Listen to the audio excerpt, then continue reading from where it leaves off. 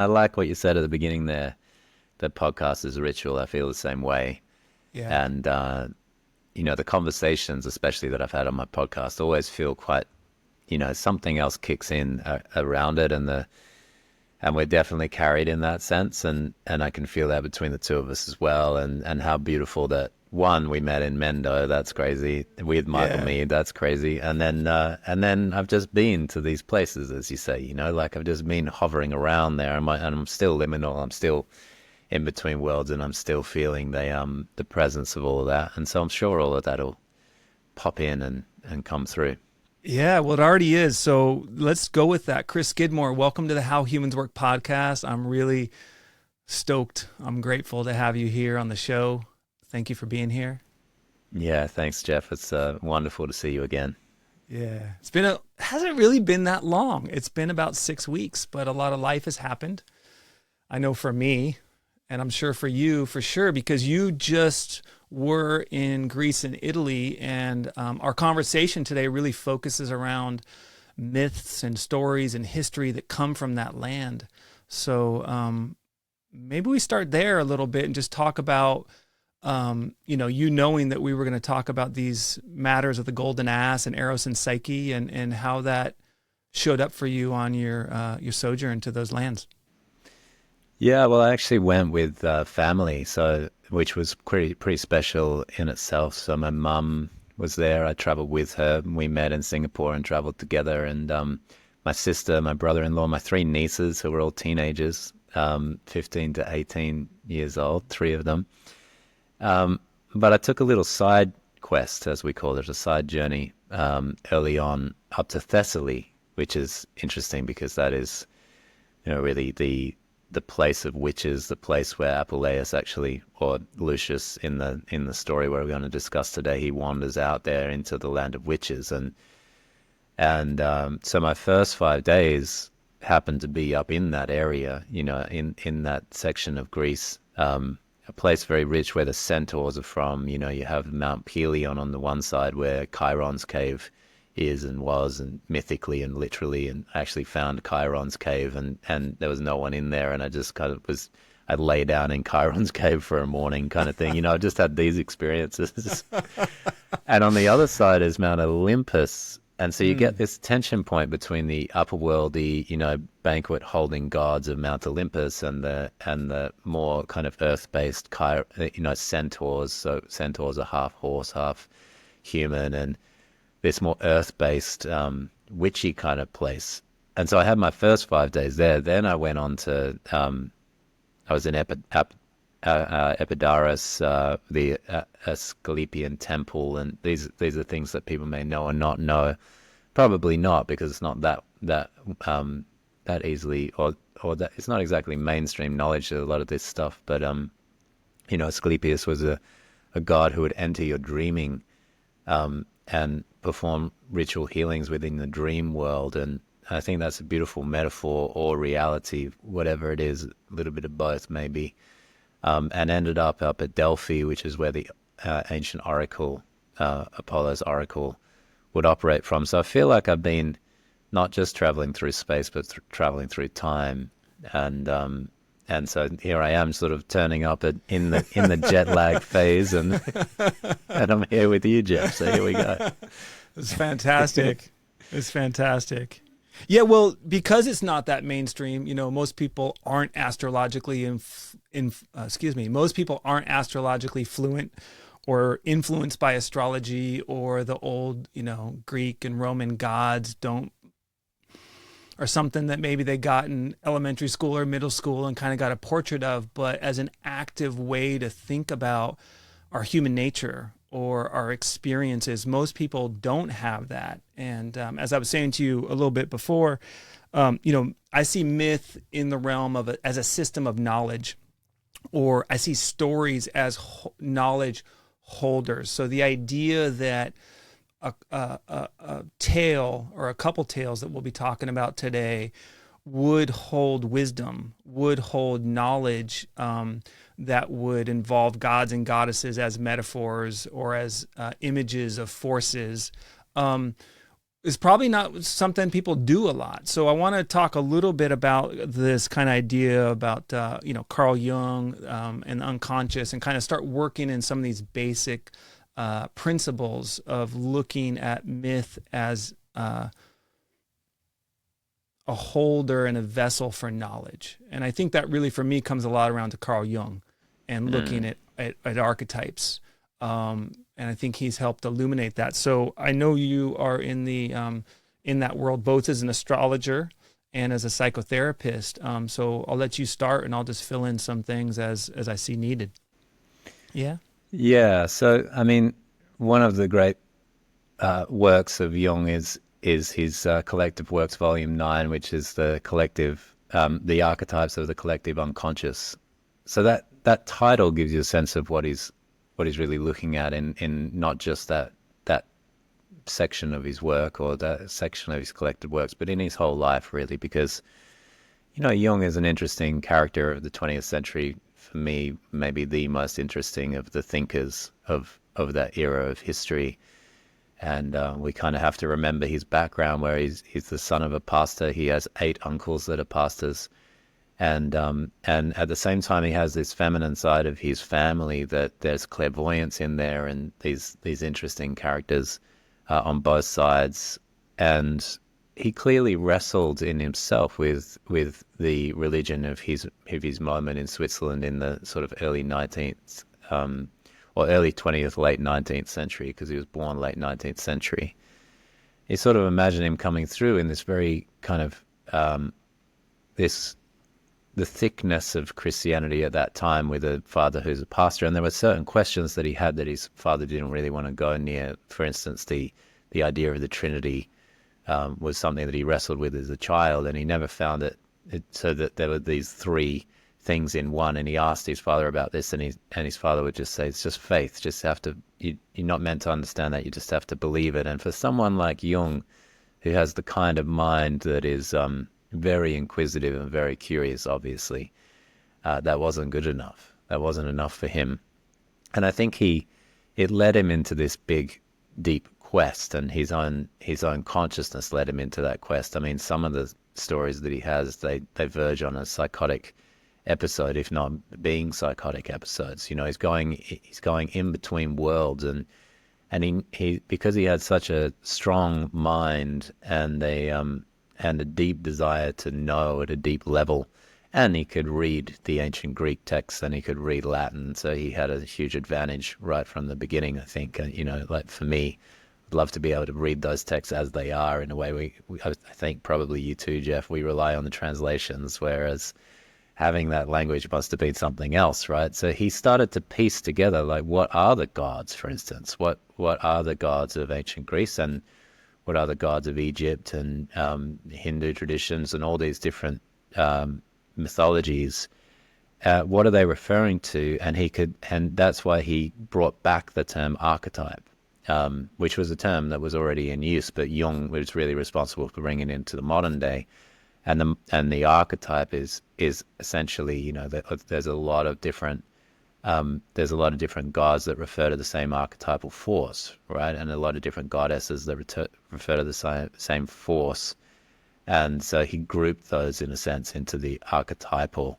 So you could have, say, Aphrodite and Isis. So Aphrodite from the Greek, Venus from the Roman, Yeah. Isis from the Egyptian, and maybe Inanna from the Babylonian. You can keep going through and then see that each polytheistic tradition came up with a different name for a different thing that was the same thing, give or take, the same thing, give or take. And Yeah.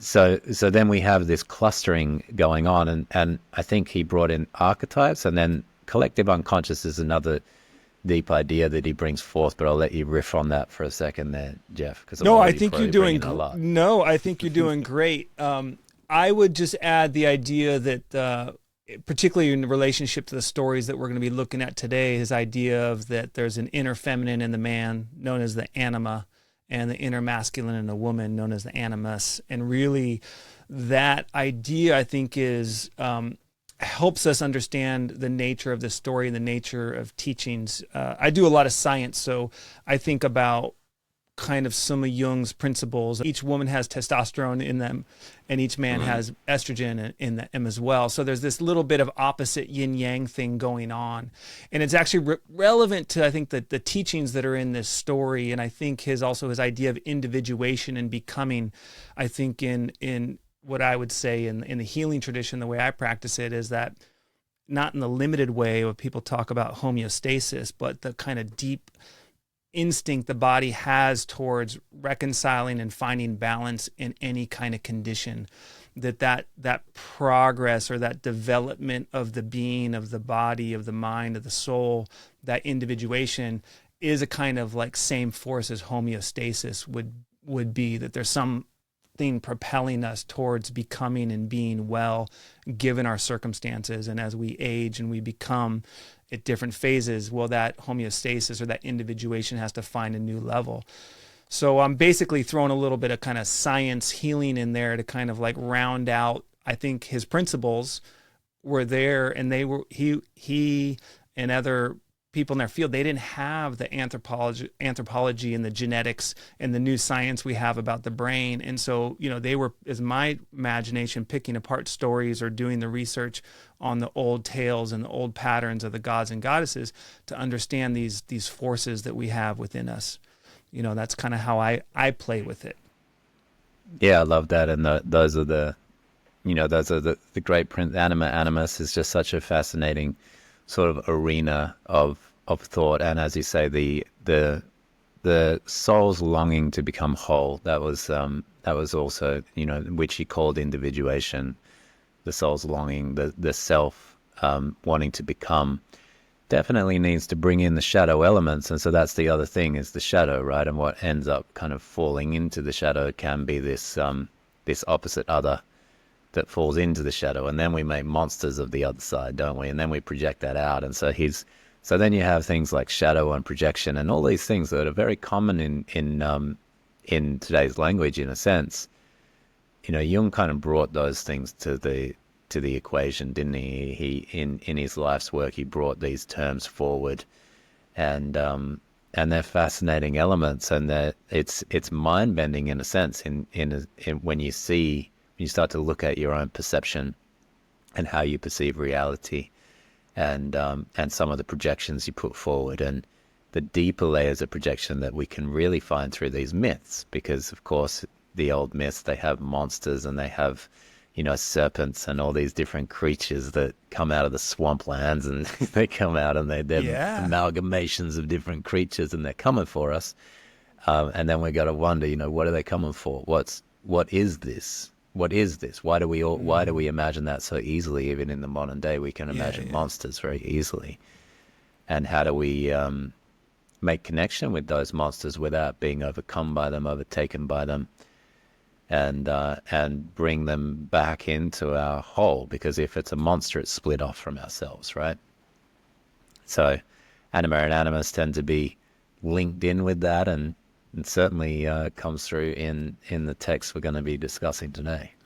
Yeah, no, well said. And I think we've done a good job. I know you did a great job of, representing some of this tradition. So thank you for that. But I want to jump into the golden ass. Let's jump in there. Yeah, the golden ass. So I found this book, and this is how we actually connected. We were talking astrology at the picnic benches in the redwoods. And I mentioned it, and we both just lit up because I found this book out of a dream, where our friend Michael Mead told me I had a paper due and it was time to turn it in. And I was like, do I have a paper due? And then he said, yeah. And he said, I'd like to suggest the title, Eros Responsible Craving. And I was like, yeah, it's interesting.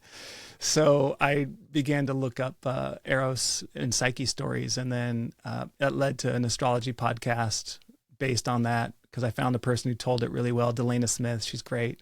And then I started, okay, I need to look at the source of this story of Eros and Psyche. Eros and Psyche is in the Golden Ass, and listeners, we are gonna get to Eros and Psyche, but I really feel like understanding the golden ass, also known as metamorphosis, gives a beautiful context for what what the story's about. So I'm going to put it to you. What is the golden ass, and why should we be interested in it? Wow, that's a big question. Thank you for it, though. Yeah, I want to go back to the picnic benches at Mendocino and how kind of auspicious our meeting was, being that we were in the container of a ritual process, I guess. I don't know. We were in this beautiful container out in the redwoods. It was very special. I flew over for it, and because I just thought that the opportunity was too great to be missed. And oddly enough, this book came into our consciousness and awareness at the beginning through talking about astrology, and then you said the golden ass, and then I literally had it with me. Actually, I didn't realize till I got home that I had the book with me. And it was funny because I've been looking at Eros and Psyche, the story, and slowly, this is how myth can tend to work. You get a sense of it, you get a glimpse of it, you get the sense of like what that story's about. Even with something as evocative a title as Eros and Psyche, you kind of know that it's talking about this split in consciousness between the erotic element, which doesn't necessarily mean what the modernists would think as, sexuality explicitly. But maybe the body-oriented consciousness or whatever it might be, we can get into that. And psyche, which in the modern day we would think also mind. And so even the title itself brings you in, and then you get into it, and then you see, oh, there's a character named Psyche, and there's a character named Eros, and then you know Cupid already, but this isn't the baby flying around with the bow and arrows and as in baby form with the diaper and things. This is a completely different figure, right? And so this isn't the one that you've been thinking of. And then it just opens out, and then from there you open out into bigger parts of the story, and there you realize eventually, I mean, for me, this is how it worked, that eventually I realized it was embedded in a greater text.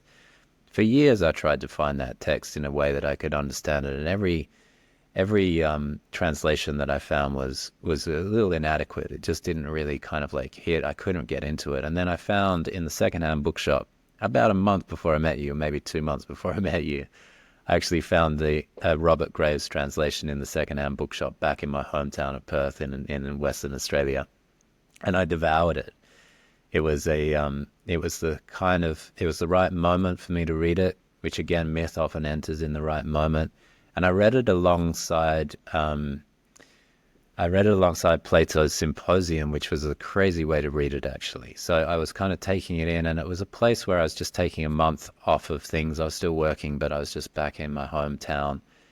And it was a time when it was right.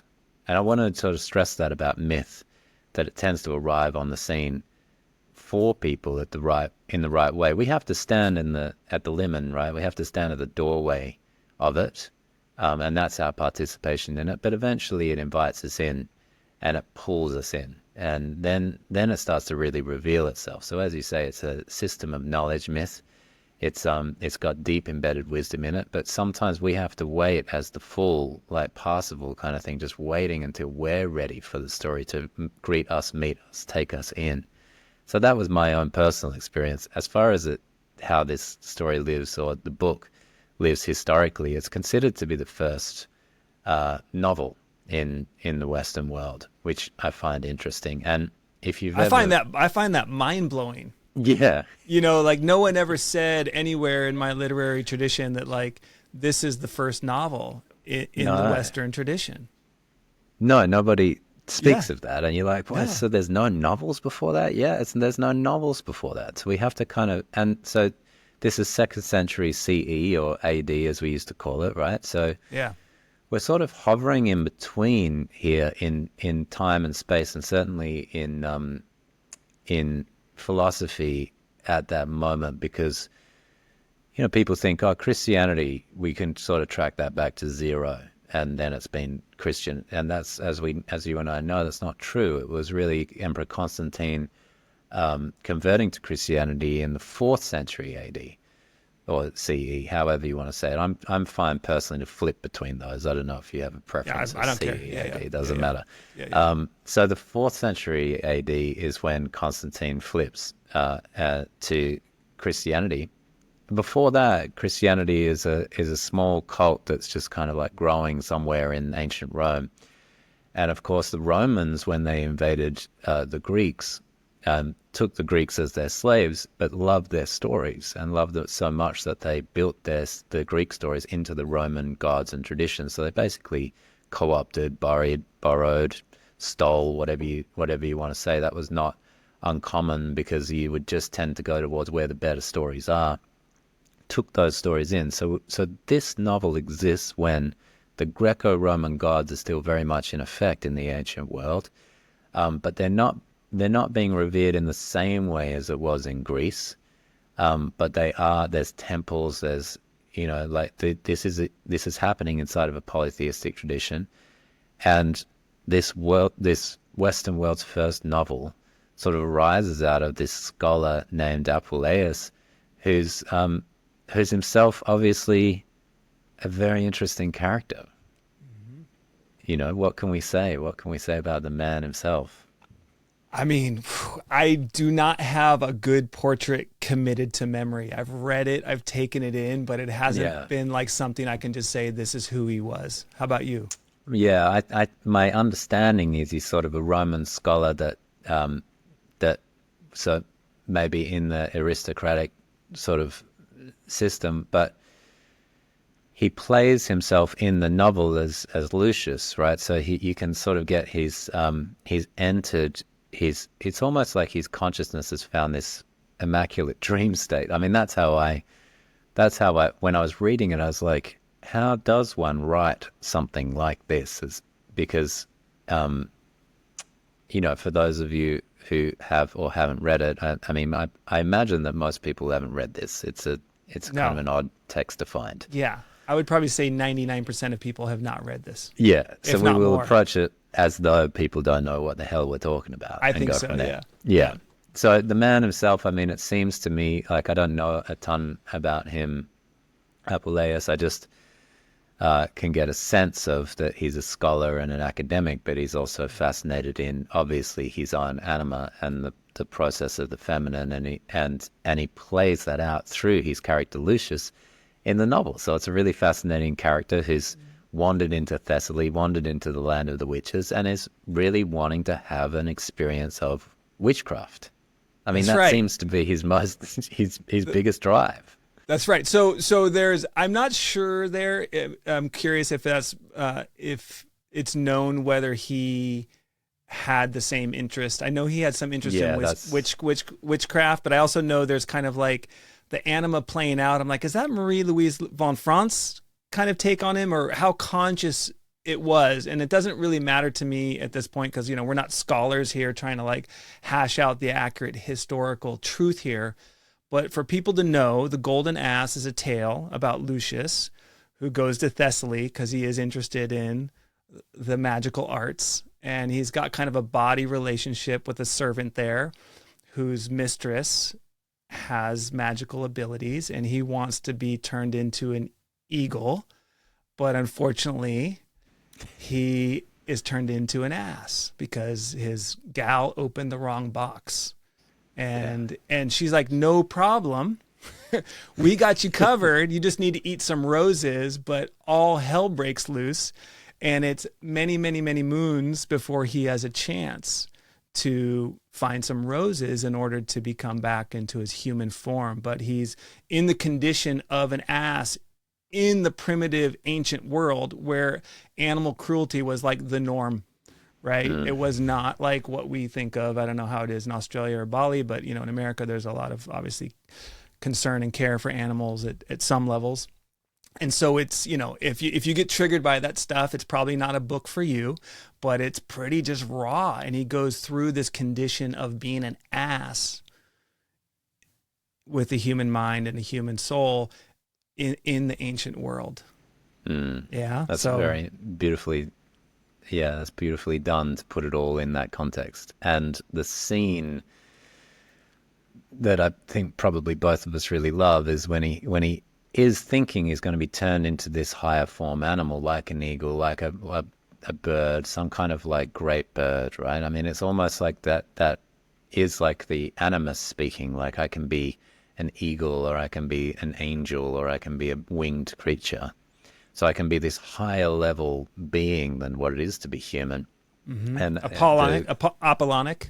That's how Apollonic, yeah, yeah, Apollonic. Yeah. exactly. And Yeah. then he Yeah. has the most Dionysian experience, right? Because and even the scene, he's covered himself, and he's naked, he's covered himself in all this kind of oil or whatever it is, right? Like, so it's very erotic in itself, what he's up to. He's just had this Yeah. amazing love-making session, and if you do read the book, I mean, it's very, yeah, what to say? I His mean, body, it's super sexual. yeah, It's it's yeah. super sexual. It's very It's erotic. relatable. It's like, wow. Yes, Yeah, yes. totally relatable. Yeah. Yeah, the scene with the servant girl is just like so I don't know ever what else to say but hot. It was just like you know like, what is happening here? Just Totally. it kind of erupts and then you're like whoa, and then she wants to help him with this thing and you're like oh, but it's getting there's some good foreshadowing of like this isn't going to go so well, and besides Yeah. it's called the golden ass, so Right. it's not going to go Yeah. the way he wants it to go, but it's quite a powerful scene, covered in this kind of whatever this magical oil is. The whole thing feels very erotic, and then bang, he's turned not into that winged creature, not into that angelic being, not into that one that can fly above, and then change himself back into human form, like he kind of naively thought this might be able to go that way. No, it does not go that way. He becomes, and let's face it, they're referencing they're the lowest of the low in an animal time, as you say, an animal at a time where being an ass is not a good life. And it just goes in the story, it just goes from one horrible, terrible situation to the next worse, horrible, terrible situation for him. He's beaten, there's bandits, there's just every scene, you're like, okay, this is as bad as it can get from him, and then it gets Yeah. much worse. It keeps amplifying and getting way worse.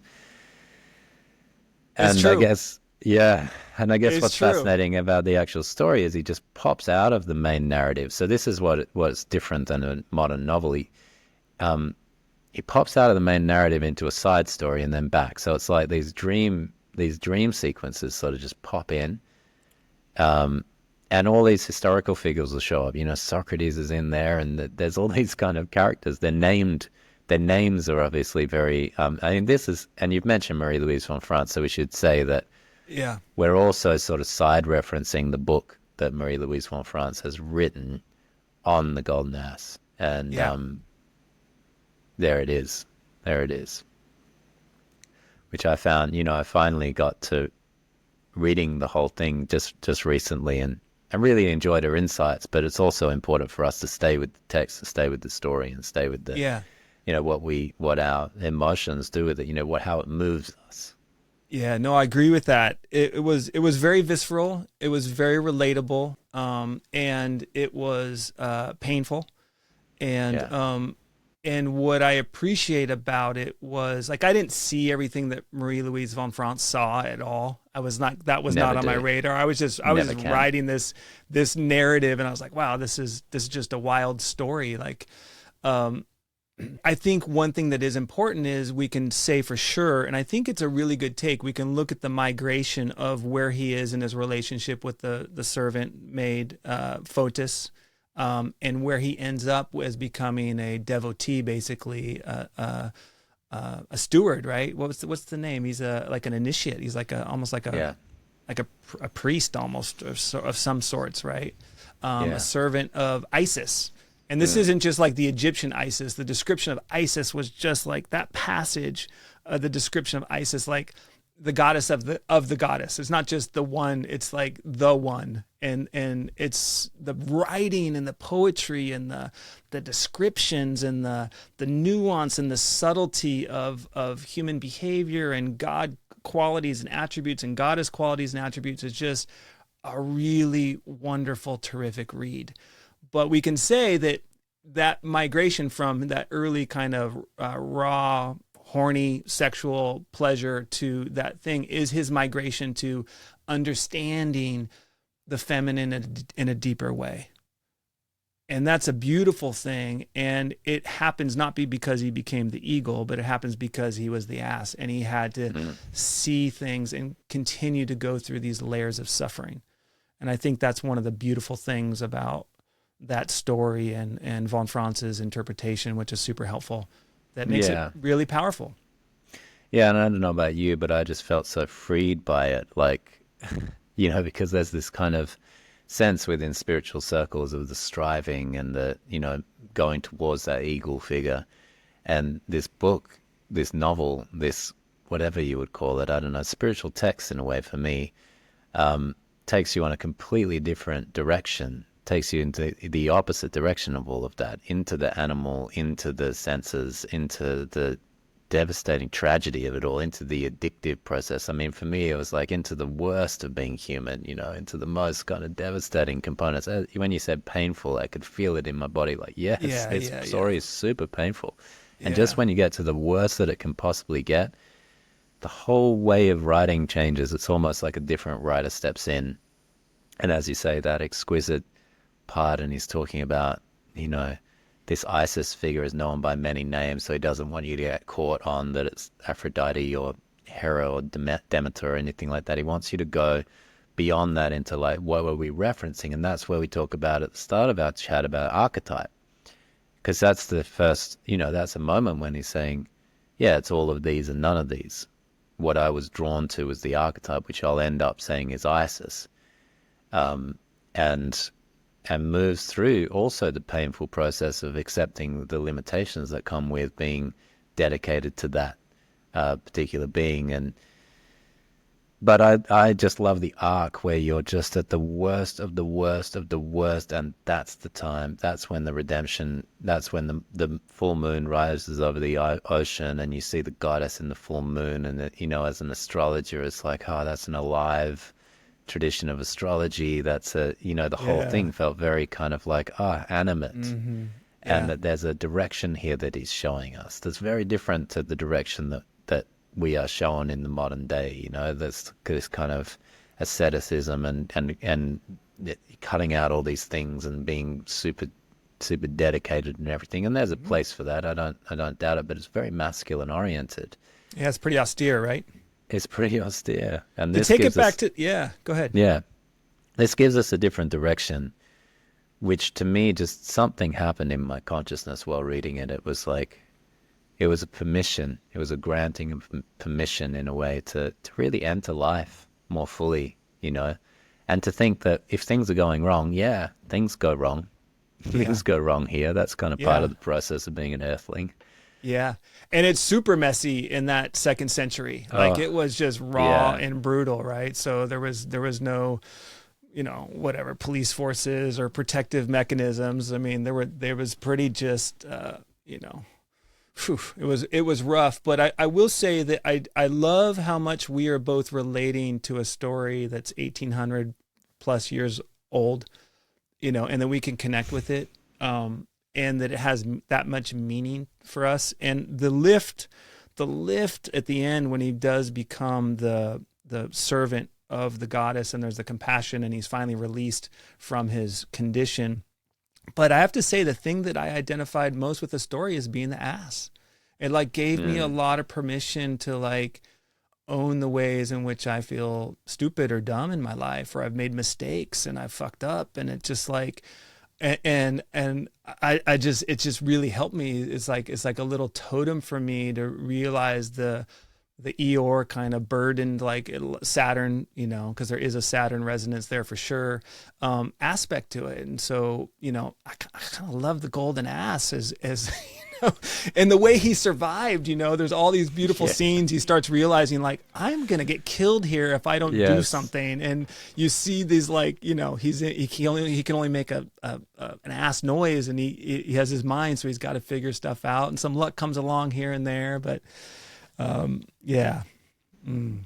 Yeah, and the luck arrives in a way that doesn't, it's not like Deus ex machina, it's not that feeling of like, oh, that's fortunate or coincidental or something. It's like, yeah, that's true of the human experience. Sometimes we are at that point and we do get some kind of a grace that comes at the lowest points. And I agree, it was the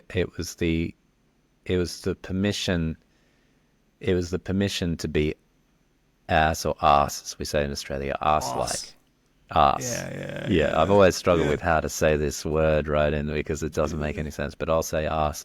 To be ass-like, that permission just like rests. It's like, yeah, folly, folly. Because there's something about folly that is actually really beautiful. And I think in this modern age where people are getting cancelled left, right, and center, and it's like, oh, this Puritanism is like, has risen again in the collective in such an intense way in the last few years. And I feel really tense around that because I'm like, well, I mean, my life is full of folly, Yeah. When's somebody going to pick up one of my follies and put that on the front page? And that's a scary thought versus like when I read a novel like this, it's like, wow, this guy is a mess. He's worse than a mess, Uh-huh. like Yeah. he's the Y- epitome of messiness. Yeah. And that still leads him to the graces, literally the graces in a sense, coming and Yeah. visiting him and saying, hey, we know you, we see you, Lucius, and you've been chosen. He's been chosen in his lowest and worst forms. He's been chosen. There's something about that that just gives a real. Yeah. It's not just like a consolation or something like that. It's a truth. There's a truth in it. It's like enantiodromia was a word that Jung liked to use, where you go so far in the direction of one side of the opposites that you arrive at the other. And I Yeah. think this is a very much an enantiodromia book where he goes so far in the direction of being fully animal, Yeah. beaten down, cast down, Yeah. done all the worst things, made all the mistakes, and that's how he arrives at the sublime. Yeah. And that's his path of initiation. That is. It's his path of initiation. And in the middle of this, body sexual tale of, the plunder and the violence and the wildness of the ancient times, there's this moment where an old woman who's taking care of robbers tells this stolen bride who, like part of the horrendousness on her wedding day, the wedding was robbed and she's kidnapped. And so here she is grieving. She's not sure if her bridegroom is dead or not. And she's grieving. And, Lucius in As form is there hearing this story. So then it segues into the marriage of Eros and Psyche. And so I think we should just jump into this other initiation that takes place. At least that's how I see it. I can't wait to see and hear how you think about it. So you want to start us in down the road of this tale? Yeah, well, I think it's a beautiful, like, because I knew the story well before I knew the novel. Um, I think it's a beautiful thing knowing the story before you know the novel, and then reading the novel, and then getting the whole setup. As you say, a stolen bride. It's like, in the ancient times they had like one of the great stories in ancient Greece was the centaurs and the Lapiths. So the wild centaurs have invaded a wedding and made big destructive moves on this wedding and caused chaos in this time that should be really beautiful. Or even the story of Orpheus and Eurydice, where these times when it should be such a celebration of life and fertility and movement forward become this devastating thing. And so a few things happen in the setup, right? You're in the devastating feeling of being that bride, and then you get to see how stories are wisdom holders, because this crone woman, this old lady who, as you say, she's working for the robbers, right? So she's herself not in a great situation. This story just spills out of her, and we get it kind of from her mouth in a way, but listened to from Lucius in us form. Beautiful setup. It's a beautiful setup. Yeah. Yeah. And how to do justice to the telling of this story, I'm not sure. I guess we can kind of work together on that one. Yeah. That sounds good to me. I mean, Yeah, first I would just say we're not going to try to tell every detail of the story. This is going to be a impossible. very, very high level, and everybody knows where to go to find the story now. Yeah, You like the Robert Graves version. I bought 3 different copies, and I was just looking at the different translations, and I ended up liking the writing by P.G. Walsh. It's the okay. Oxford's World Classics version. So I went with this version in my reading, and then I gave the others away. I said, here, everybody should be reading this book, and picked the one Yeah. that I liked. Yeah. So Walsh, You can also find it on Spotify. You can actually find LibriVox is a very cool resource I found on Spotify. They have this very homegrown way where they record stories that are out of the rights usage and they're in the public Oh, wow. domain. And LibriVox, Libre, Vox, Vox, they will have volunteers do recordings of passages of stories. So you can get like 30 different people will just be reading you the story, and some of them do a good job, some of them do a poor job, but it doesn't matter. You have the story and you can listen to it. So it's very cool. That's a great resource. I didn't know about Yeah. that. Yeah. Yeah. So I guess we start the story with Psyche, don't we? Yeah. Ultimately, we Yeah. start the story with Psyche, who's the most beautiful woman in the world. That's her. That's kind of her place, and we would think, hearing that in the modern day, well, how great is that? The doors would be opening for her, like everything's better when you're beautiful. And for Psyche, not so much, actually. It's a case where she has been born into the sort of beauty where she is unable to really participate in life. So she's, it kind of reminds me of in astrology, but also mythology. There's two Aphrodites. There's the Aphrodite Urania, who's the Aphrodite of the heavens. She's born in some mystical moment of genitals falling into the ocean and frothing and things like that, and she's just born as this perfect form. And then there's Aphrodite Pandemos, Aphrodite of the people, who's actually born. She's born from Zeus and Dione. Dione being basically a feminine form of Zeus. So she's born, and so we have more the earthly Aphrodite and the heavenly Aphrodite. That's a very interesting and important distinction that they talk about a lot in the symposium, actually. So as I was reading the two, it was a nice kind of blend going on, and you can get the sense that Psyche's form of beauty is very much the Uranian or the Aphrodite Urania, where she is. People just want to pray to her, actually. They want to revere her. They see her as the new Venus. And I'm saying Venus here because we're in the Roman times. If it was a few hundred years before, we'd be in Aphrodite. This is the same goddess, effectively, where the Romans take the goddess Aphrodite and turn her into the goddess Venus. So if you didn't know that, that's just a little bit like all of these. They have two names. They always have their Greek name and their Roman name, unless you're someone like Apollo, whose name is the same. But for the most part, you have both. And so she's celebrated, but that, we should say again, that sounds pretty good life. Not so much, because what happens is that people stop going to Venus's temple, and that brings the ire of the goddess Venus, and that is something that we don't want. No, nobody wants the ire of one of the gods. You really don't want the attention of one of the gods in any way, I don't think, from all the myth I've read. I'm just going to keep a low profile right now. Well, she doesn't. She's too beautiful for that. She's too beautiful. Exactly. In fact, part of the text just describes how there's just people forget about Venus and they just start paying attention to this more incarnate form, this more tangible beauty of Psyche. And this obviously upsets, as you were saying, Aphrodite, Venus. Yeah. Why don't you take it from there? I feel like it's coming off the top of your tongue. Yeah. Okay. Well, I mean, and so who does she enlist to help her when she finds out what's going on but her son Eros, aka Cupid, who she says in a very, very kind of jealous, upset way. This is one of the things that's in this story is the emotions. And one of the great emotions in this story is jealousy and envy. And it's almost like a core teaching around love and soul, which are, translations for Eros and Psyche, right? So, so she gets super jealous and she sends her son Eros down and wants to curse her and have her fall in love with a monster, I believe. And he goes down, and that coincides. Let me see if I remember this right. What happens there at that point is Psyche actually ends up being ironically alone in her beauty. She's actually rather isolated. And so no suitors are coming forward towards her, and they consult the oracle.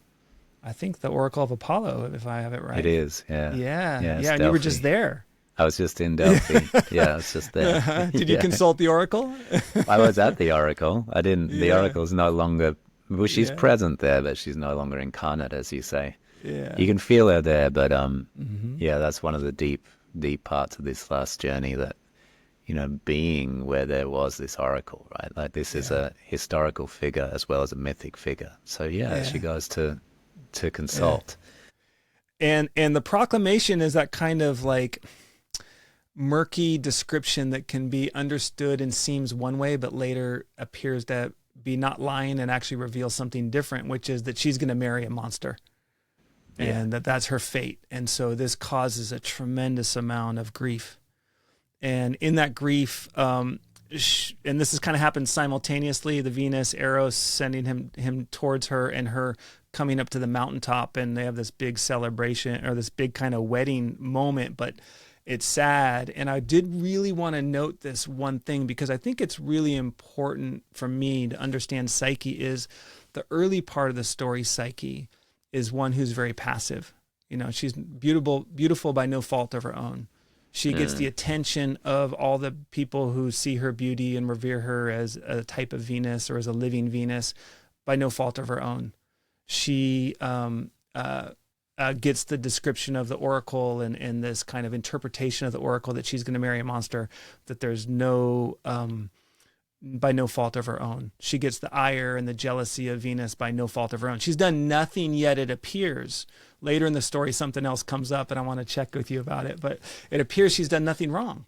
And when she's going to the mountaintop to be taken away by the monster, her parents are wailing and crying. And I love this scene. She turns to them and says, "Why cry now?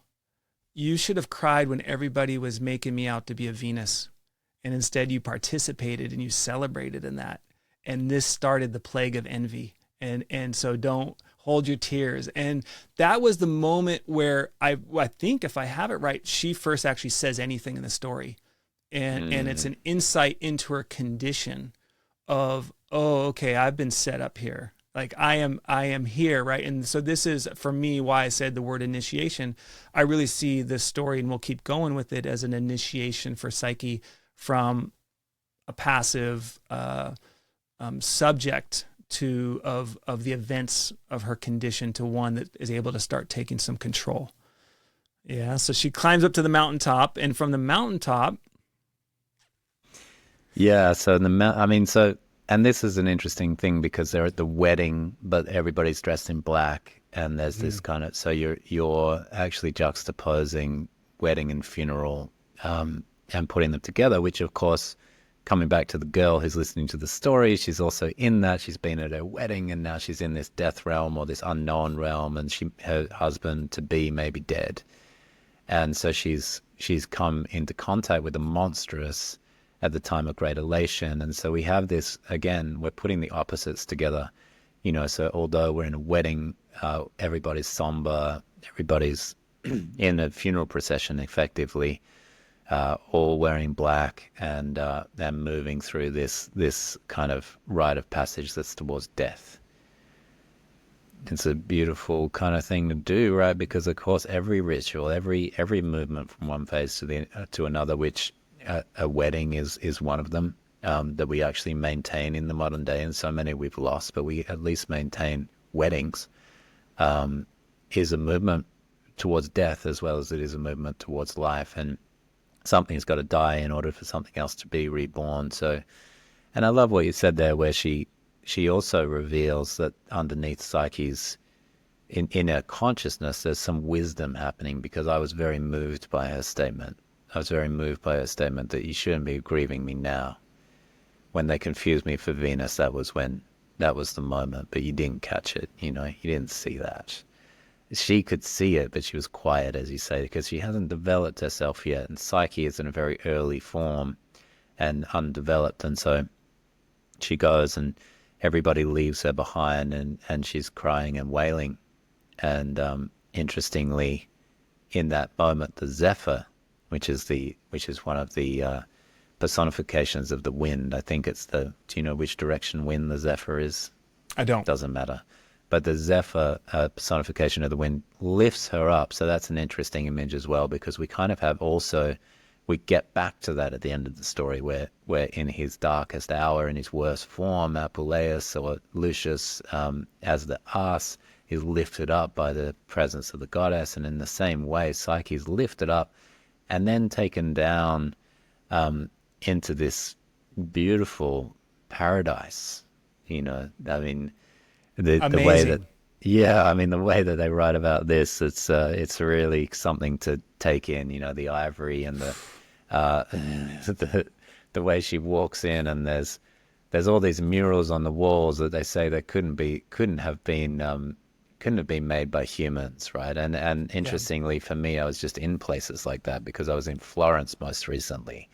And if you've been in Florence, and seen like Michelangelo's David in person, or if you've seen Botticelli's work on, you know, again, Birth of Venus, if you've seen these, you get the sense that this wasn't made by a human, that some kind of divine has come in, because how can a human do this? But she's in a palace where the art has been made by the gods, and we can only imagine, quite literally, we can only Yeah. imagine, and it's good for us to imagine just how stunning it is.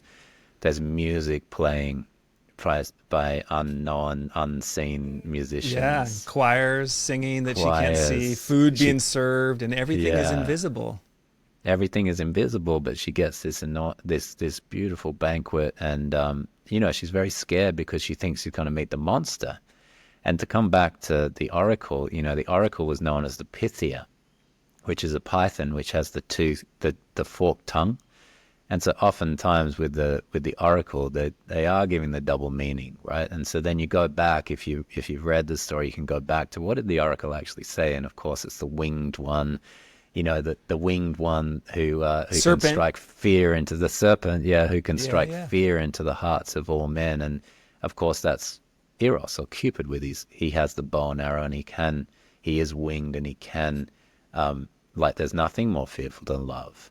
And so again, it's playing on the death love juxtaposition or opposition, and that's Yeah. so much of the story, not just of Eros and Psyche, but the whole story of the Golden Ass has a sit in the tension of that, right? In the tension of that beautiful opposition between beauty and horror, and however you want to say it, you know, that's what leads us to sort of endless artistry when Yeah. we are able to see it in the tension of Yeah. that. And she's certainly in that tension. She's coming in expecting a monster, but she has instead, I mean, could only be described as a sublime experience. Everything is catered for. She can, you know, go down to the spa. She can have that. You can only imagine just how soothed the psyche, which means Yes. soul, right? Remember that Yeah. psyche also means butterfly, also means soul, also means anima. So we all these are the same words. I'll go through that again for you listeners. Psyche is soul, is anima. Those are words for, you know, anima is the feminine in Latin, and butterfly. And she's gone into this experience, and she's very deeply nourished on every level throughout the day. And then maybe you'll elaborate what happens during the night. Yeah. Yeah. Yeah. Sure. Yeah. Well, her husband comes, but he's also invisible, and she's a little anxious about, you know, a wedding night. And gosh, it's let's see, how would I describe this in a very efficient way? It basically, it works for her. She's met, Mm, she feels connected to, but she never sees him, but he's able to speak to her. And he, you know, asks and basically requires that she never try to reveal himself, reveal, find out who he is or see him. And so she goes by that because everything is really good, and it works like that for a while. That, you know, he comes in the night when it's dark, and they have their marital bliss, which I imagine is probably pretty amazing with Eros. I think so. I It was think probably so. pretty good. I think she was having a good time. I think so. Uh, Very thorough he knew lover, I'm sure. he knew what he was doing. He was experienced. He Yes. was very experienced. And actually, it's worth saying that there's some folly in Eros, and there's some immaturity in Eros that's part of why that we can look at the invisibility and the a maturity for his own part that needs to come. And we talked about that out in Mendocino in the Redwoods a little bit, whether he actually grew out of this in this tale or not. So, and at the same time, Psyche is actually the third princess to a random king and an unnamed king. And the two older sisters were grieving, but suddenly start to become curious about where she is and start to seek her out. And Eros, in his invisibility, is constantly reminding her, do not give over to your sisters. Do not necessarily trust what they say. They don't have your best interests in heart. But at the same time, she's missing and she's longing. We know these from other kinds of myths where there's that captive moment of a princess and they want to be reunited with their family. And there's like a, Beauty and the Beast kind of don't do that. That can create a lot of problems. And in this case, it also does. So let's see if I'm missing anything in this part of the tale. I think it's important to just spend a little more time on that he can see her and she can't see him. Mm-hmm. And that's the way their dynamic is. And it just raises some poetic reflection, I think, that this is the situation. There's a beauty in that. I don't know, like I sit with that sometimes of like, yeah, there is something of that often in a male-female dynamic. There is something in that, between masculine and feminine forces. And as you said, the immature masculine perhaps is at play here, where he's not willing to be seen. He's happy to be the seer, but he's not willing to show anything of vulnerability. And maybe that's what leads to him getting injured along the way. We got to talk about his wound. His wound's rather funny, in a way. No, that's good. And the other thing, the presence here is this. Remember, Eros is a god, and she's a human. She's mortal. So there is also that tension in the stories and the opposition of humans interacting or a human interacting with a god, and the invisibility and the unseeableness of that. So there's that kind of like practical intimacy question. What happens in a male-female dynamic in relationship to maturity, and who's being seen and who's not being seen. And I like that. I'm kind of curious actually, how that lands in you, how that resonates, maybe personally or, in the teaching aspect of that you do as well. So, and as you say, there's also the divine is unseen, and there's a beauty in understanding that's our relationship to the gods. It is to the unseen forces. So I guess on the personal level, I can feel that, how I can, I've been in, just to dip into my own personal experiences. Good. Where, I'm trained as a therapist and I'm trained as a healer effectively with craniosacral as well. And all of the myths come through and the astrology and things. And I'm trained to listen, but that can also be a bit of a smokescreen, right? Like there can be a sense of like, well, I can see you, you can't see me. Yeah. There can be an element of that. And then I think, well, what is the fear of being seen? I think it's a deep fear, not just in me personally, although it is in me personally, but like, why is it that we have such strange ambivalence about being seen? Because it's one of the things we want the most, apparently, and yet Eros is someone who doesn't want to be seen. I think about that in terms of this astrologically, like 8th house. I have my sun in the 8th house, so that's a very unseen place. That's the underworld. Yeah. You think of Hades, aka Pluto, has a helmet of invisibility. Why is that? Why is it that we have the cloak of invisibility, or invisibility is something that'll come up in hero movies, Why is that such a great superpower, to be able to move through unseen, right? Like these kinds of things. It's just interesting to reflect on the image of that, both personally as I am now, but also collectively, like what is that desire? And desire is a strong word that is in this story that maybe we haven't mentioned yet, because it's also something of she's coming up to the divine, he's coming down from the divine, and they're somehow kind of meeting, not meeting, aren't they? They are meeting, they're having extraordinary nights, but they're not meeting in the fullest, in the sense that during the day he's off doing God stuff and she's being pampered. Yeah, Eros God stuff, which I wonder Eros. exactly what he's up to. Yeah. Unclear. It's unclear. He's pretty immature. So, um, Yeah. But then, as you yeah, say, we've got these sisters. So these are great. We know yeah, these sisters because we yeah, know Cinderella, and we know all the stories where the stepsisters show up, right, or whoever they are. yeah, yeah, In this case, they are actual sisters, but they have lives that suck. They don't. They've been married off to these awful men, and they're kind of like having to one's got scrape gout and bunions, and yeah, arthritis. oh Yeah, yeah, god, like like just it's like not good. It's not good, and they're not happy, and they're also no. beautiful in their own way. But I think it's stated that they're ugly on the inside. These sisters, right? They have kind of compromised souls in a way. There's a they want what they don't have, and they're clinging, and they're kind of, they want to take Psyche down effectively, and that's their Yeah, intention. And Eros can see that, and he knows that, and he's like, please listen to me. If there's one yeah, thing, as your yeah, husband, please. yeah, yeah, And she's like, well, she just can't really go along yeah, with that, because and this is a thing that happens in many myths as well, right? That curiosity. As soon as any of us are told, don't do that one thing, particularly in myths and fairy tales, then we know one thing's going to happen. That thing right. has been Yeah, that thing's banished. It's definitely going to yeah, happen. And of yeah, course it does. Of course it does.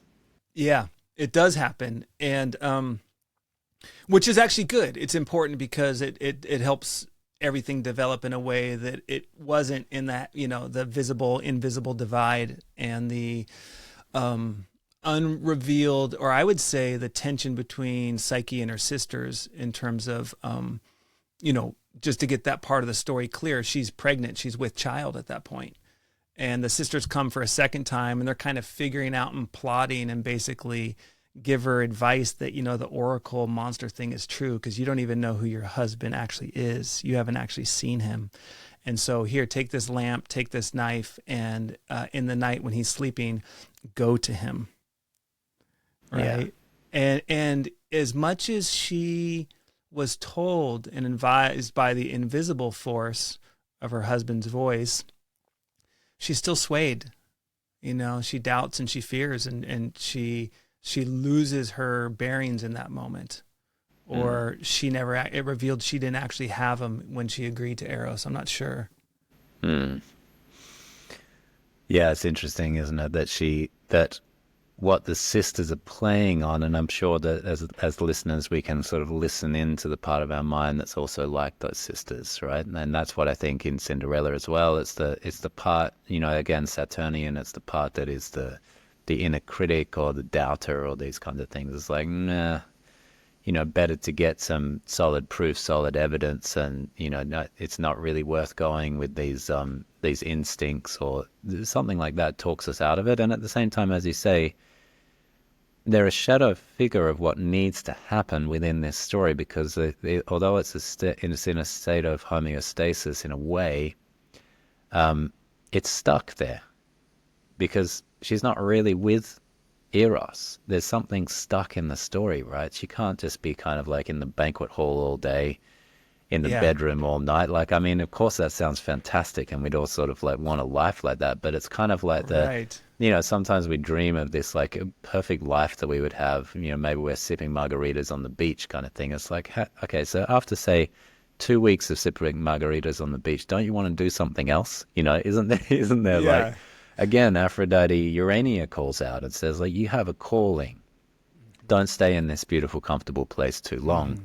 And I think that calling for Psyche sort of arrives out of the shadow, which her sisters have they've given her two symbolic things, right? They've given her a dagger, so they've given her the knife, which is the intellect in a way, how we carve things up and how we differentiate things. It's a masculine principle, and also the lamp, which can bring some form of illumination. It's an oil lamp, so it burning. So there's this burning, like a burning desire to know, plus the sword of the intellect. And she enters the scene of Eros with these things. She does. She Yes. does. Yeah. Prepared to kill the monster. prepared to kill the monster, expecting Yeah. to see the serpent, expecting Yeah. that she's going to be in grave danger and she's Yeah. finally going to reveal this monster. And instead of revealing the monster, and this is a theme that'll show up again and again, instead of revealing the monster, she sees, and just let your imagination drift over to this. If you're expecting a monster and you see literally the god of love. Yeah. It's so, in the descriptions, again, the poetry is just Yeah. amazing when they get into these passages and these little subtle descriptions of every little element, or, the locks of hair, or whatever it is, the countenance on the face. It's incredible. But I like that you brought in again that, Eros is a metaphor, or is the force of love, and that Psyche is the soul. Mm. And that this is like a profound moment for me. I think the whole story pivots on this scene because Yeah, I it agree. goes from invisibility to visibility. And the visibility actually says, well, what I expected or what I understood is wrong. Or another way of saying it is, love is also terrifying. It made me think about Rilke and the Duino elegies, and just the terror of the angels, and the kind of like intense beauty. And that this is part of the god of love lineage. And von Franz does a very good job describing that Eros is much more than even the Eros we see in the story, that he has a rich history of attributes that are really profound, rather very profound. And that the old world understanding, in a certain way, of being struck by love and the pain that comes along with it, was kind of on the surface. It was in the stories. I'm sure it's in our stories too. I mean, you turn on the TV, it's going to be there too, in a different way. But it's really clear in archetypal, like this archetypal level makes it super clear. So there she is. She sees the god of love, and in that moment, a few things happen. One is she's just dumbstruck, awe, and then I think she intentionally, what I've heard is puts one of his arrows, sees his arrows by his feet and his wings. I guess he takes them on and off, and stabs herself with an arrow, so she's even more in love with him, like Yeah. intensifies it. And then, by no will of her own, drop of oil bubbles up out of the lamp and lands on Eros's shoulder, and he wakes Mm. up seeing Psyche standing over him with a knife and a lamp, and having done the exact opposite of what he had asked her to do for so long. Yeah. Yeah. And at that point, he flees. He flies away, and I think she grabs onto his leg, and at some point she falls off, and he lands into a cypress tree and basically drops the whole truth on her about he was supposed to come down, curse her. He fell in love with her. And because of this is all happening, I think I'm probably missing a part in here. We're going to be apart now. And he leaves. So in the moment of revelation, realizing her greatest sense of visibility into her love is also the greatest moment where her mistake, breaks that bond and breaks apart, and she's separated from that love. And it's also for the audience or for the reader a revelation for us, because as you say, this is when he describes those things we've already talked about, because when telling the story, we tend to say these are the things that had happened, but we don't know that Yeah. fully. We can guess, or we can, we are following Psyche through this story, and we're with her, so we are also unknowing, and we also are not quite sure who's right, who's wrong, what's going on, and then the big revelation. So he has been revealed, and as you say, that is terrifying. Love is a terrifying force, and I think, as we were, so a nice Yeah. little interlude right at the moment, right at the right time, I think. And yeah, so this revelation that's happening on multiple levels, because it's being revealed to us. We are carrying the lamp, in a sense. We are doing the wounding. We are, in the agony and ecstasy, and that's why, astrologically, I've been spending a lot of time, and we're sort of here in this cycle of the year, between Virgo and Libra, and how interesting that is. When we get the full self-containment of Virgo, but then the next step is the opening to the other in Libra. And of course, Libra is the scales, but in the ancient times it was seen as the claws of the scorpion, so it pulls us into the scorpionic realm. And that's definitely where we are in this story, where we've revealed, we're now present to love, And as much as that sounds wonderful and beautiful and like these beautiful wedding banquets and everything, there's a dark underbelly there. There's all of our fears. There's the reflections. There's the not wanting to be seen. There's the Mhm. terror. There's the fears. There's longing to be seen and to be unseen. There's everything that comes along in the human condition with the presence or the revelation that is love.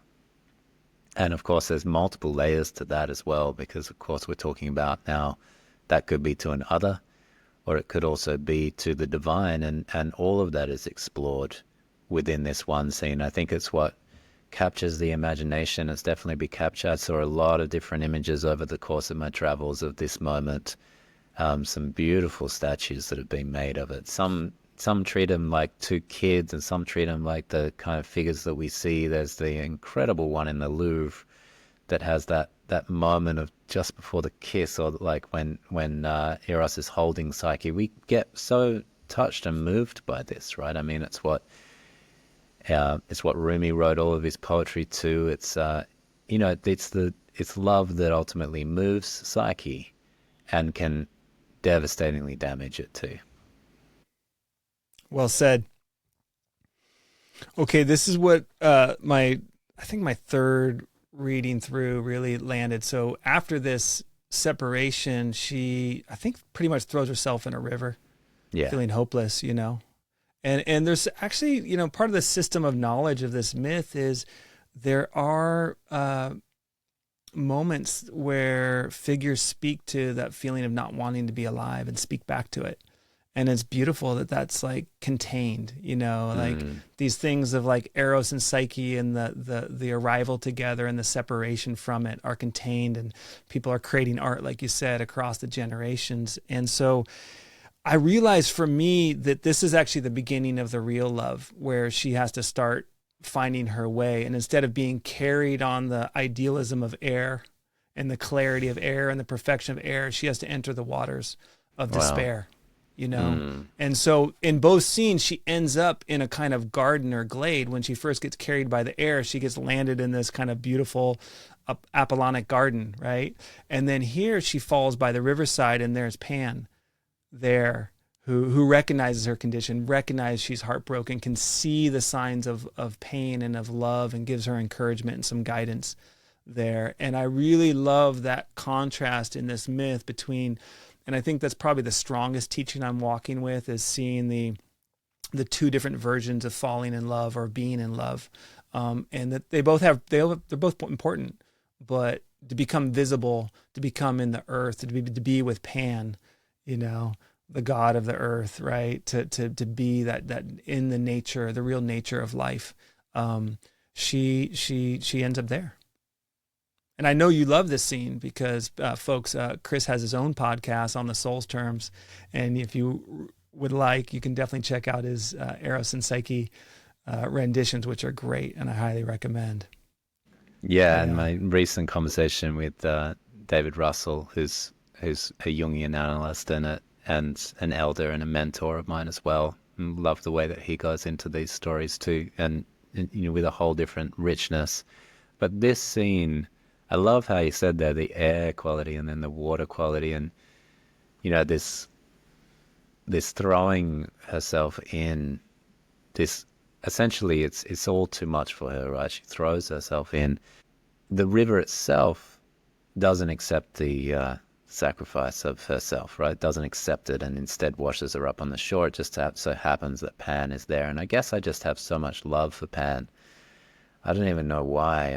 I can't really fully describe why that is, but especially in this scene, we see the wisdom of him as really the nature god, of him as having a lot of time. He's playing his pipes. I believe Echo is there with him, and he's just there, and he's just in his presence. And there's something about the figure of Pan that to me is an integrated masculine figure, where he's fully integrated his beast side, and I think he's able to show us as an image one of the poignant and key images of true kind of evolved masculinity, in the sense that his beast is fully there. We know about Pan and his beast side, and he's a horny goat and all those kinds of things, and orgies and all this kind of stuff we hear about Pan. But I think this rendition of Pan is him as wisdom, as nature, and as being able to be so well integrated in his own animal,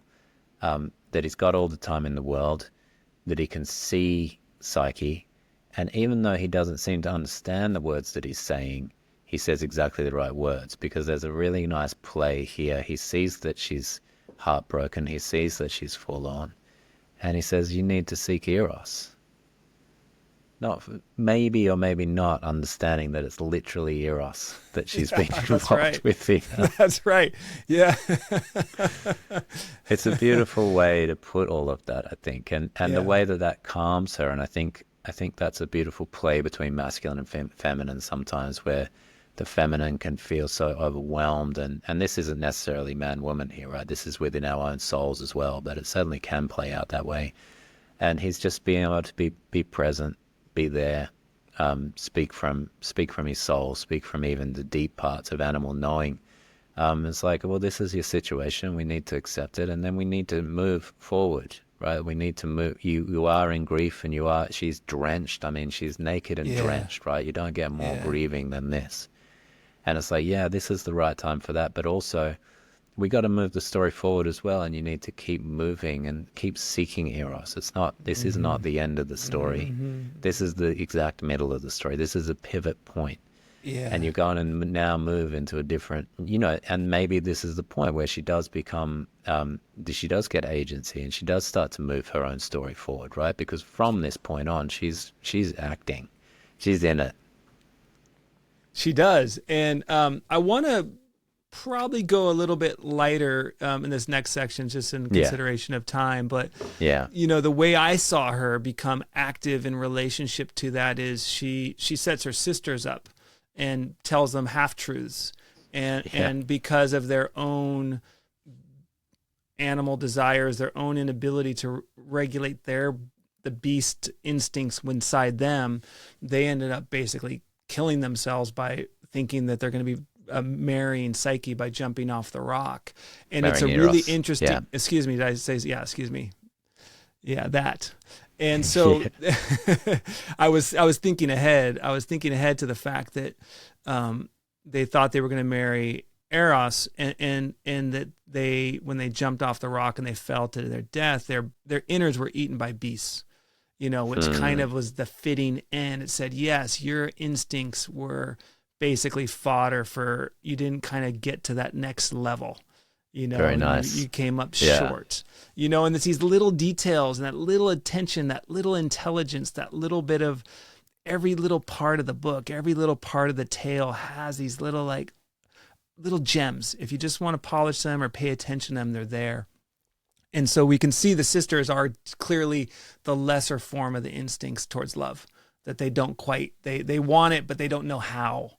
Beautiful. So- And I think I would add to that before you move on that also, Psyche has been this image of purity, and now she gets to explore a very much darker side to herself, right? And I think that also is reflected as Lucius, as he's reflected in the us.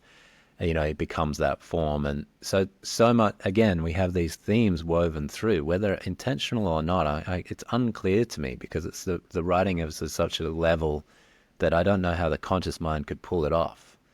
But it's almost like he enters the dream state and is able to write from this place. But Psyche is no longer this pure, innocent, virginal, chaste, goddessy kind of a figure. Now she's entered the world, right? Now she's done something cruel and twisted, and she's told half-truths. Yeah. She's killed her two sisters. She's entered the equation, right? And that makes her now much more round and much more full as a character. She's also, it's interesting because you brought up where she pricks herself with the arrow. So she laid desire on desire on desire, because she's also got the burning flame of the oil as well as a symbol for that desire as well. So her desire is growing, and that is also a way in, a way into the experience, and not just kind of this lofty air thing, but down into the waters, down into the earthiness and the wateriness, down into the feminine principles. And I love it. It's juicy, and it gives us something that's missing. You talk about systems of knowing, so much about systems of knowing. are dry or they're airy or they're intellectual. And this is how we know, because we know through the intellect, through effectively either the air or the fire, through inspiration coming from above, or through the intellect. That's how we know. This adds different ways of knowing, through earthy knowing, through watery knowing, through actually building relationship with the animal side, through building relationship with the instincts. And this is what happens if you don't. And that's those two sisters getting eaten by the beasts. The Yeah. innards, perfect imagery for all of that. Perfect imagery. And Yeah, then, I would say that this is her Psyche's integration of her agency. She had no yeah, agency, so you can look at that kind of active, young, masculine, animus side of her, right? So she's starting to take initiative and some control. And so she, there's details in the story where she goes to a couple goddesses looking for some refuge or some help, and that doesn't work out. And ultimately, she squares up, and like it's almost like she has to listen to herself. She's like, she collects her thoughts. Again, a very kind of air masculine kind of principle. And she's like, I just think I just need to go to Venus, and I think I need to square up to that. yeah. Which is an impressive move, right? Like you're going not just to the goddess Venus, but you're going to the step mother or whatever, not the stepmother, the mother-in-law, and you're taking that on face first. You're facing up to it, and you take on the tasks as she does, the 4 tasks that she's given. She takes it on. And that's a very different psyche than the one that's just kind of cruising on and, woe is me. Yeah, I was given this beauty. What am I supposed to do with this? Might as well just give it all away. Suddenly she's infused with life. She wants this now. She's choosing it. And yeah, as you say, we're not going to go into it. Would be too long to go into each of the tasks and to describe all of those. But we can say that, yeah, some shift has happened. And remember, psyche, this is metaphor for our own process of individuation now, and our own psyches, our own devastations, our own losses in this life. And stories like this help us move through and gain our own agency, and gain the ability to take risks and to face up to things, take responsibility, go towards the demon or the dragon or whoever it is that stands in our way. So she's also integrating the good side of Saturn, right? The positive side of Saturnian consciousness. She's actually, yeah, she's got responsibility in her life. She's going towards the things that are causing the most trouble. And she's having faith, even though she's given impossible tasks again and again. Because she shows up to those tasks, she's able to, receive guidance, receive help, which she Yeah. does. It's not like Yeah. she has to be the hero in She's order to definitely take not the agency. hero. Yeah, she's definitely not the hero. She's actually pretty, defeated but honest, like, oh, this is impossible. And then there's a lot of, because I think of earlier behaviors in the middle of the story about how she treated and how she dealt with things, those same forces came back in different ways. The ants and the eagle and some of the other helpers, the reed, Pan's reed, Yeah, came hands back. read.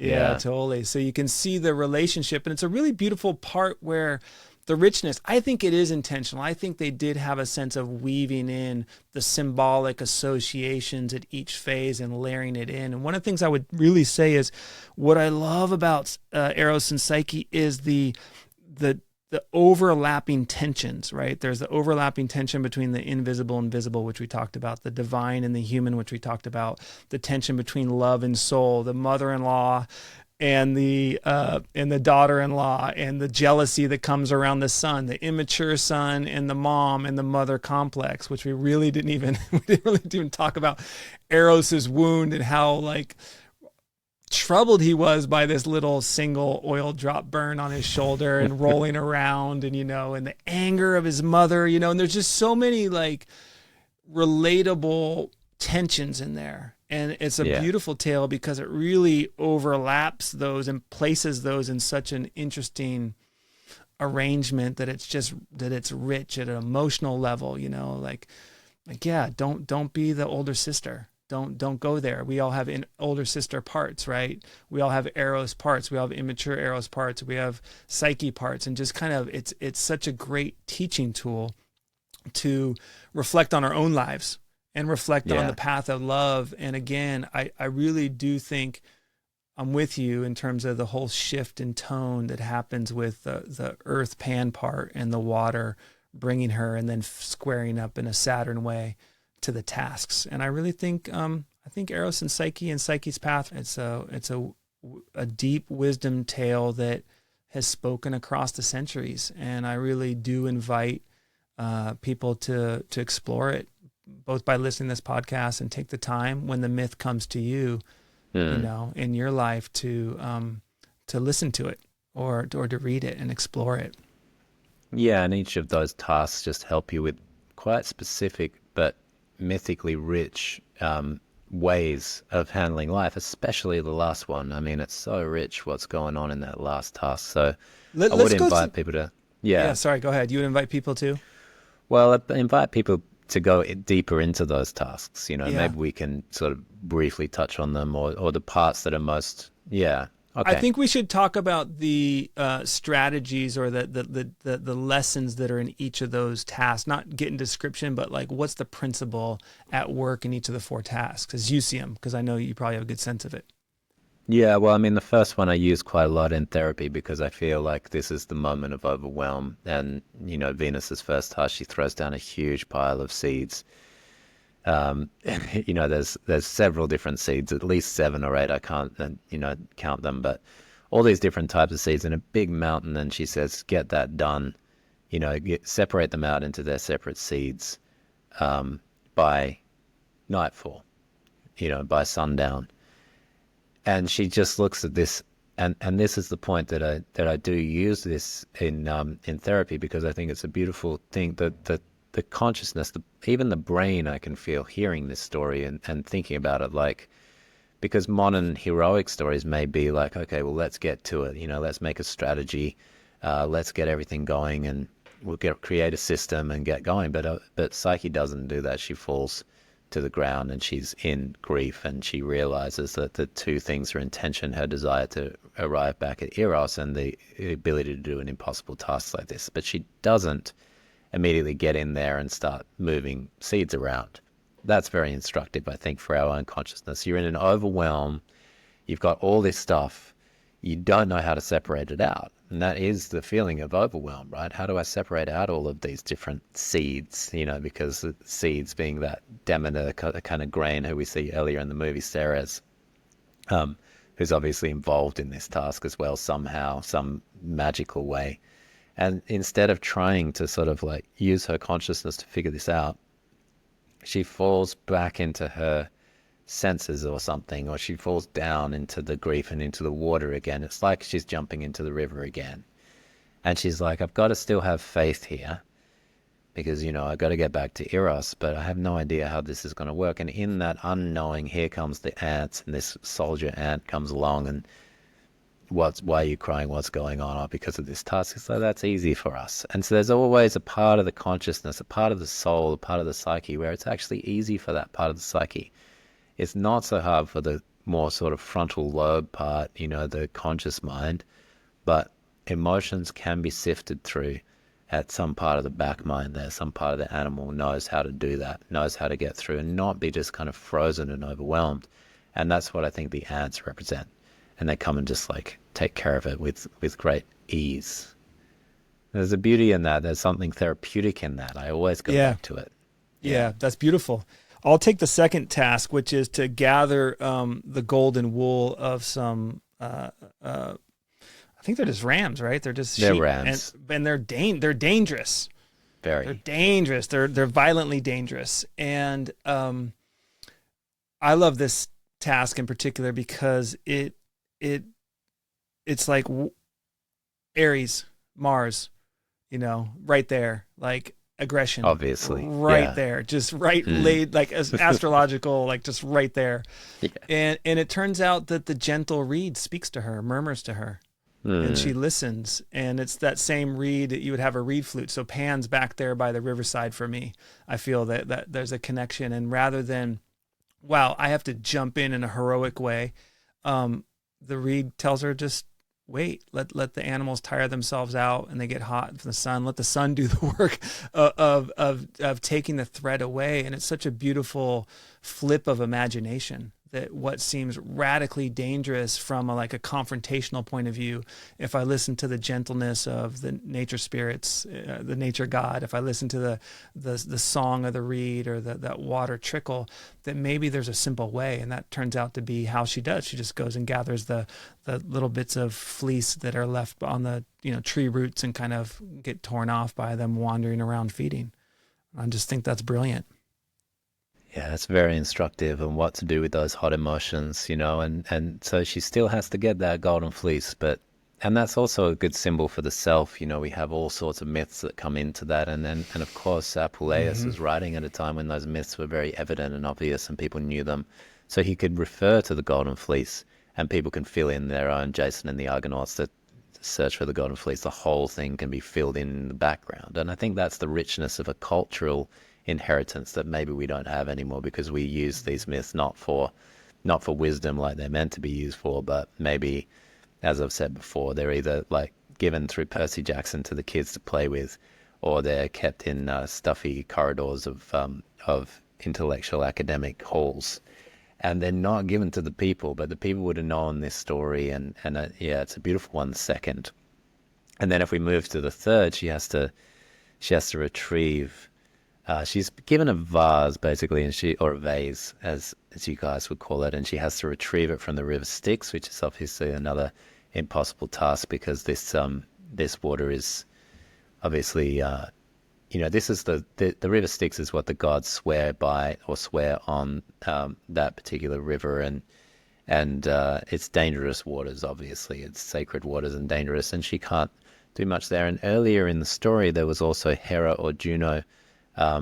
Juno in the Roman and Hera in the Greek, who can't help her, but she feels for her, and it feels like she comes through in this one because an eagle comes down, and that's her husband's animal, the eagle. So everywhere along, I think the ants belong to Ceres, Pan and the reeds, and I think Hera or Juno has something to do with this eagle popping in. So the gods are looking out for her. And I think that's a beautiful thing, because so often we feel like the gods are cursing us, they're taking us down, they're taking us out. But in this situation, Yeah. they're both actually, and this is the tension of understanding the world mythically. It's like, yeah, sometimes the gods are out to get me, and I need to be able to endure that, because maybe at the other side, I get blessed, or the blessings sort of come down on me as well.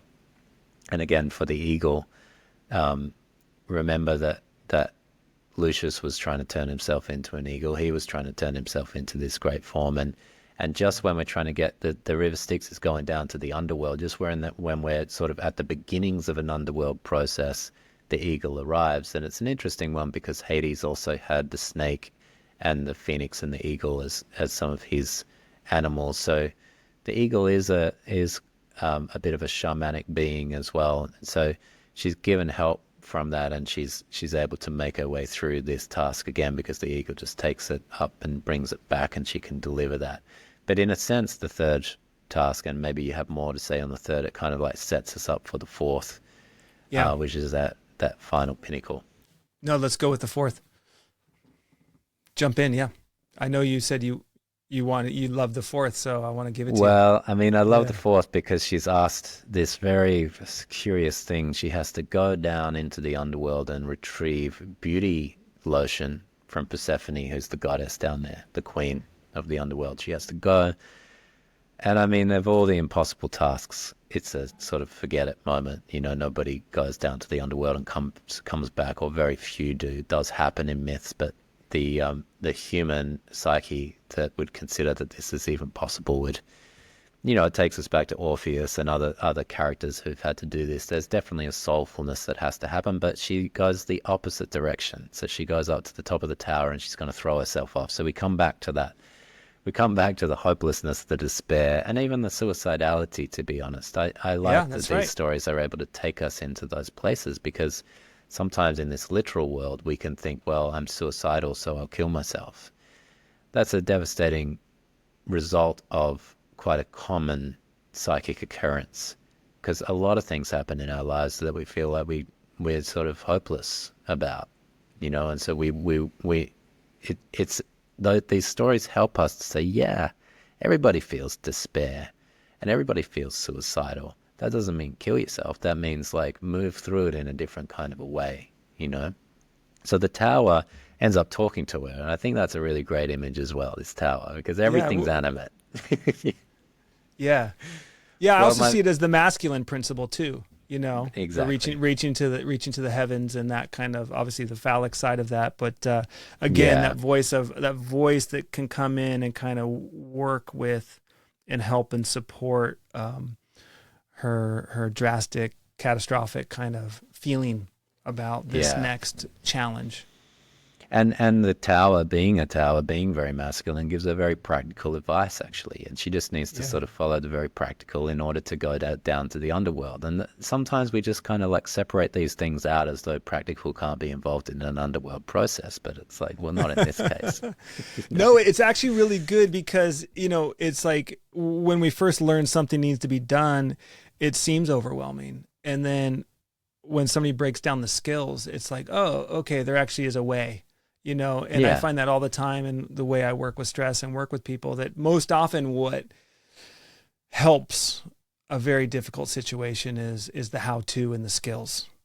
Right. And so the exactly. Just break tower it gives that down. to her. Yeah. Yeah. This is how you can do it. This is the way to do it. Don't do this, do this, So she follows that. Yeah. Yeah.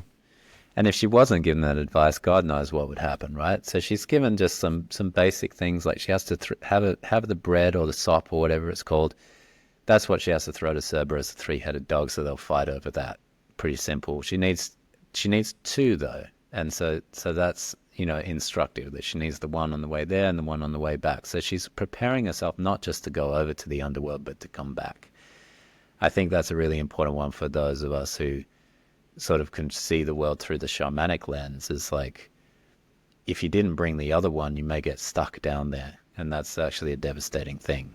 Like in shamanic principles, it's like, well, you got to, oftentimes there would be somebody watching for you while you go down there, so you've got an anchor point to come back to. And the underworld is obviously symbolic of death and dying and grief and loss and all of the most painful things we've ever encountered, and they all sort of exist there in the underworld. It's definitely not a hell realm. I mean, if I need to say that, but I will. But it's not hell in the way that the Christians see it, or this place of punishment. Although it does have areas in it that involve punishment, but that's not what it is. It's a place of deep soul, and it's scary though. That's why we have this barking three-headed dog fighting with itself at the entrance. So she has to get past that with the bread. She brings 2 coins for the ferryman. She's got to pay one to get over and one to get back. But the next 2 are the ones that really strike me, that hit me in the heart. One is that as she's going over, she'll see a drowning man, or as I read recently, it's actually a corpse of a man who will reach out for her. And she has to not help the drowning man, not reach out for the corpse. That is extremely instructive right there.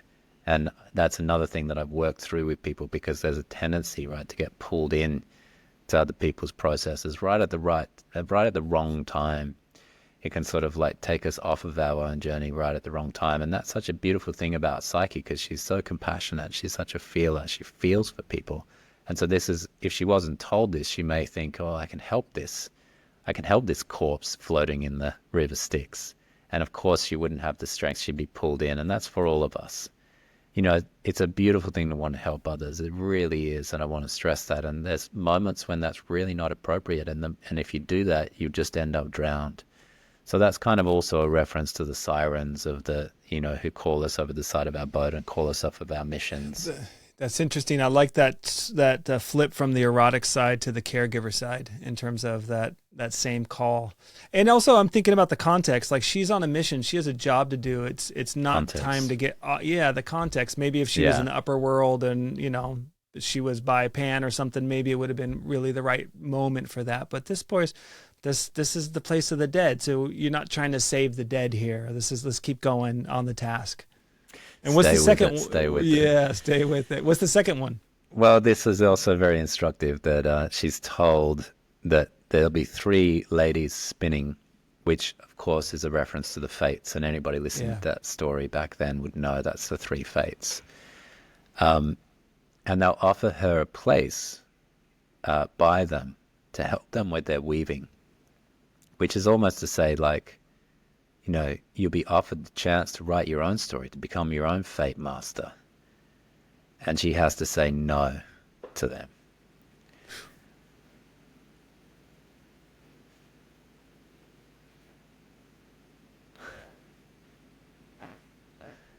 So I don't know, that one comes up from time to time, and it's such a special moment when either I get it inside of myself or someone I'm working with gets it. They go like, "Oh, don't help the fates," or don't accept, not don't help, but don't accept the role that you're going to be the master of your own destiny, because that's definitely a modern story. Like, you are the master of your destiny, you're the chooser, you're the hero, all this kind of stuff. I mean, we harp on about that particular message, and in this story, it's like, that is inaccurate. That is inaccurate. That is not the way that it's going to go. Yeah. You are not going to weave here. You are not going to make your own thing. And I think there's a beautiful soulfulness to that, of like, let the fates be the fates. Don't get the inflation right at the last moment, right? Like, you've gone through all of this story. You're almost there. And then you go, well, if I could weave my own fate, then I could just figure it all out, and basically take like Hercules, he steals, like when he's not told the oracle that he wants, he steals the tripod and he's like, I'll go start my own oracle. It's a bit like that. It's the daftness of heroic consciousness, right? Right. And she's asked again, don't be heroic. Move through that, move on. That's very tempting. That's very seductive, but that's not for you. Power. I'm so glad. I was resisting. I was trying to be time efficient and resisting going down this road, but here we are. We've done it, and it's been fantastic to talk about the four labors of Psyche.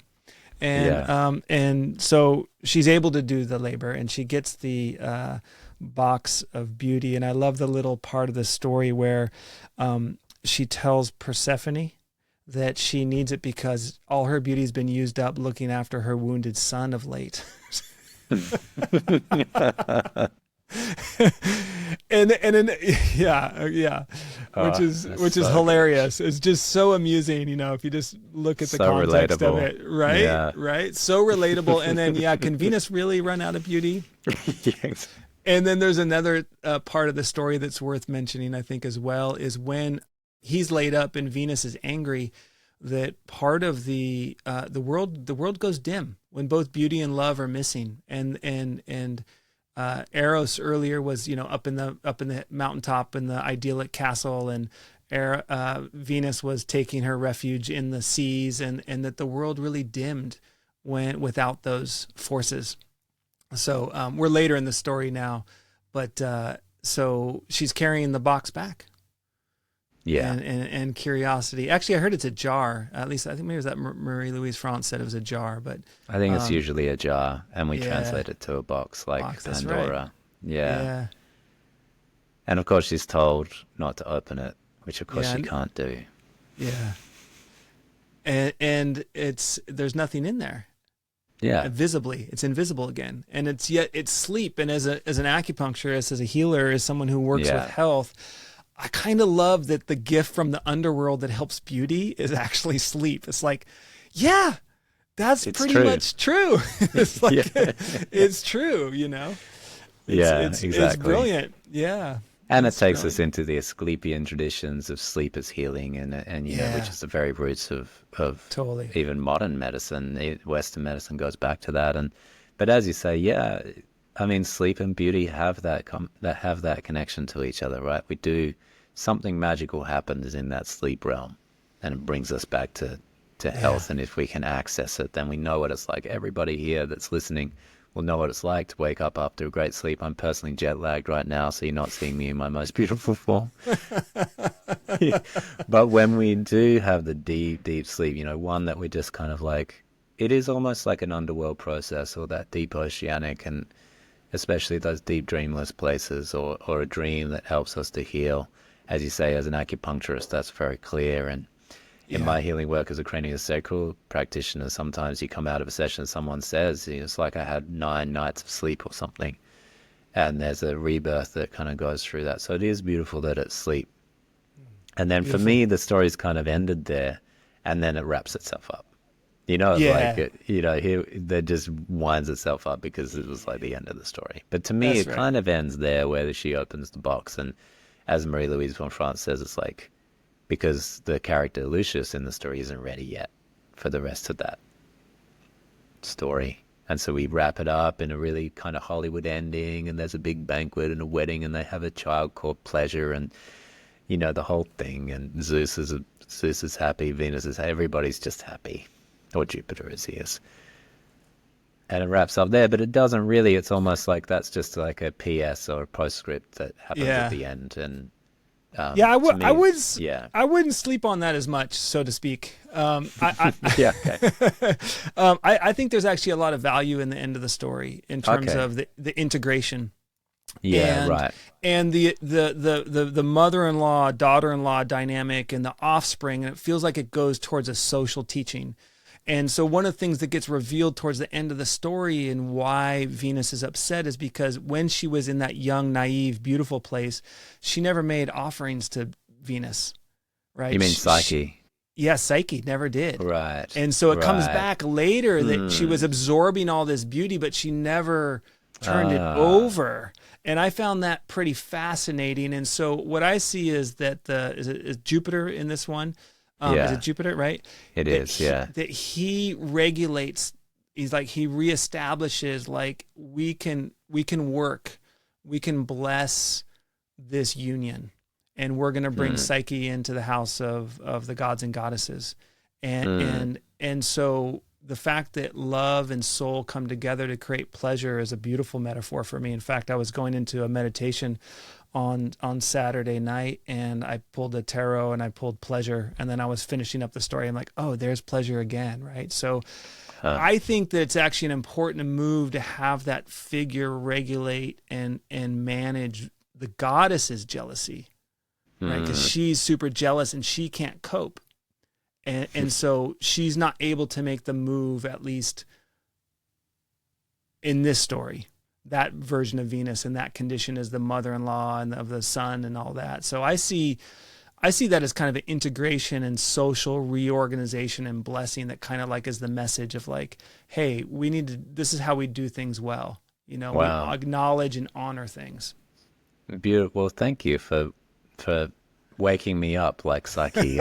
Maybe I was still in the slumber, but I love that. No, I love it, and it's good to see because maybe it's just a section of the story that hasn't opened for me, but you've helped me to Yeah. sort of see.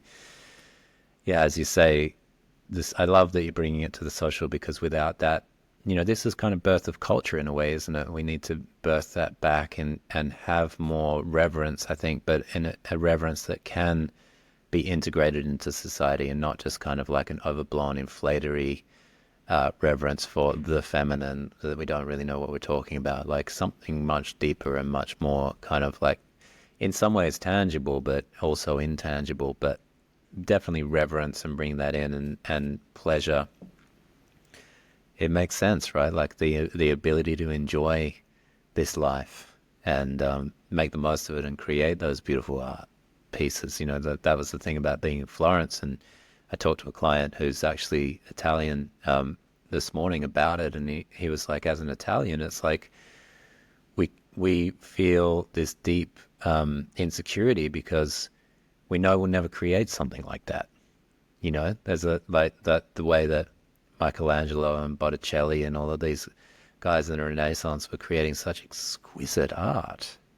But that's how Oh, we create beauty and bring it back to the senses and bring it back to culture, and then culture, how are you going to live in that level of beauty without also taking care of the downtrodden and all of that? Like there's going to be an element that just seeps through because beauty is much mm, more than just the aesthetic.